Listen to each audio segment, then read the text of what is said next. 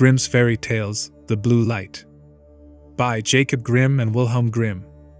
Translated by Edgar Taylor and Marian Edwards.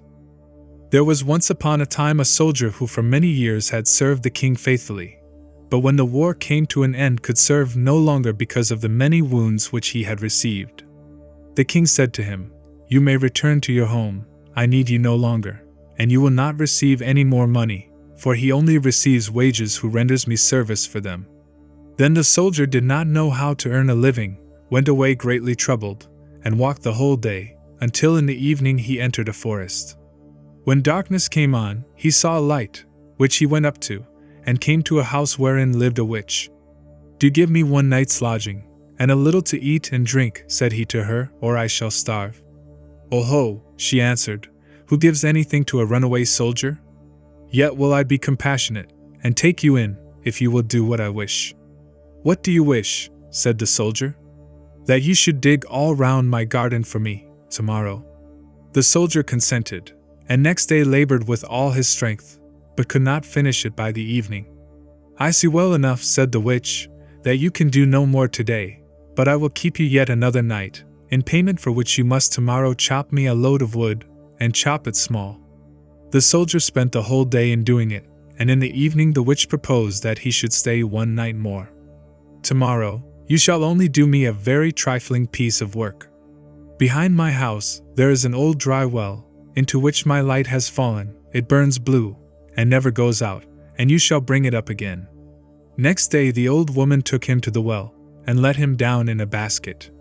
He found the blue light, and made her a signal to draw him up again. She did draw him up, but when he came near the edge, she stretched down her hand and wanted to take the blue light away from him. "No," said he, perceiving her evil intention, "I will not give you the light until I am standing with both feet upon the ground."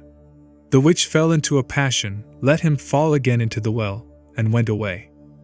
The poor soldier fell without injury on the moist ground, and the blue light went on burning, but of what use was that to him?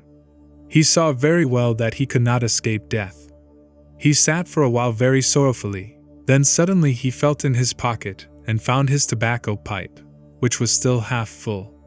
"This shall be my last pleasure," thought he, pulled it out, lit it at the blue light and began to smoke.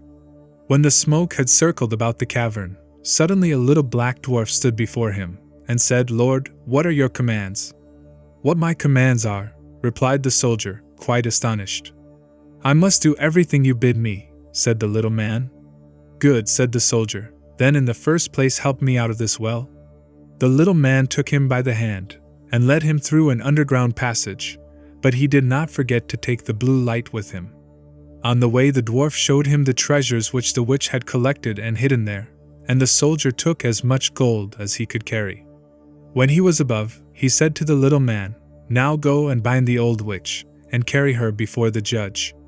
In a short time she came by like the wind, riding on a wild tomcat and screaming frightfully. Nor was it long before the little man reappeared. "It is all done," said he, "and the witch is already hanging on the gallows." "What further commands has my lord?" inquired the dwarf. "At this moment, none," answered the soldier. "You can return home. Only be at hand immediately, if I summon you. Nothing more is needed than that you should light your pipe at the blue light, and I will appear before you at once." Thereupon he vanished from his sight. The soldier returned to the town from which he came.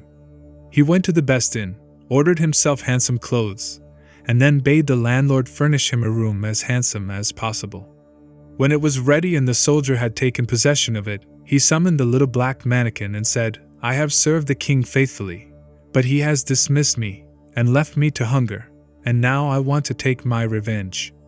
"What am I to do?" asked the little man. "Late at night, when the king's daughter is in bed, bring her here in her sleep. She shall do servant's work for me." The mannikin said, "That is an easy thing for me to do, but a very dangerous thing for you, for if it is discovered, you will fare ill." When 12 o'clock had struck, the door sprang open, and the mannikin carried in the princess. "Aha! Are you there?" cried the soldier. "Get to your work at once. Fetch the broom and sweep the chamber." When she had done this, he ordered her to come to his chair, and then he stretched out his feet and said, "Pull off my boots," and then he threw them in her face, and made her pick them up again, and clean and brighten them. She, however, did everything he bade her, without opposition, silently and with half-shut eyes. When the first cock crowed, the mannequin carried her back to the royal palace, and laid her in her bed. Next morning when the princess arose, she went to her father, and told him that she had had a very strange dream. "I was carried through the streets with the rapidity of lightning," said she, "and taken into a soldier's room, and I had to wait upon him like a servant, sweep his room, clean his boots, and do all kinds of menial work. It was only a dream, and yet I am just as tired as if I really had done everything." "The dream may have been true," said the king. "I will give you a piece of advice. Fill your pocket full of peas, and make a small hole in the pocket, and then if you are carried away again, they will fall out and leave a track in the streets." But unseen by the king, the mannequin was standing beside him when he said that, and heard all. At night, when the sleeping princess was again carried through the streets, some peas certainly did fall out of her pocket, but they made no track, for the crafty mannequin had just before scattered peas in every street there was. And again the princess was compelled to do servant's work until cockcrow. Next morning the king sent his people out to seek the track, but it was all in vain, for in every street poor children were sitting, picking up peas, and saying, "It must have rained peas last night." "We must think of something else," said the king. "Keep your shoes on when you go to bed, and before you come back from the place where you are taken, hide one of them there. I will soon contrive to find it." The black mannequin heard this plot, and at night when the soldier again ordered him to bring the princess, revealed it to him, and told him that he knew of no expedient to counteract this stratagem, and that if the shoe were found in the soldier's house it would go badly with him.